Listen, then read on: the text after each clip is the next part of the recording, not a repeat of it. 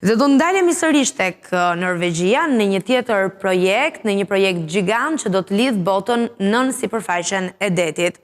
Po përgatitet në fakt Norvegjia që të thyej rekorde me ndërtimin e tunelit të ri në New York prej 2 miliard dollarësh, një shifër maramëndse, pritet bëhet rruga më e gjatë dhe më e thellë në botë ndërtuar ndonjëherë nën transportin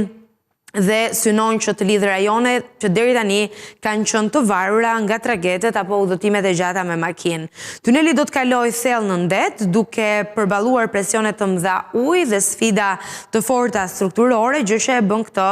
një vepër të jashtëzakonshme, një arritje të jashtëzakonshme për inxhinerinë moderne. Për Norvegjin, një vend i njohur për peizazhin e tij të thyer dhe fjordet e shumta, ky tunel nuk është thjesht një investim infrastrukturor, por një transformim i mënyrës së udhëtimit. Ai do të shkurtojë kohën e lëvizjes midis komuniteteve bregdetare ndjes, do të rrisë sigurinë e udhëtimit dhe do të përmirësojë aksesin për bizneset dhe për banorët lokal. Në praktik, kjo do thotë më pak pritje, më shumë mundësi dhe një rrjet më efikas rrugor. Është një projekt i cili patjetër na sjell edhe një shembull të ambicjes së Norvegjisë për të udhëhequr botën në zhvillimin e infrastrukturës moderne dhe të qëndrueshme. Ne po shohim edhe në Ledwall dy pamje, që nga mënyra se si pritet përfundoj projekti dhe deri tek punimet që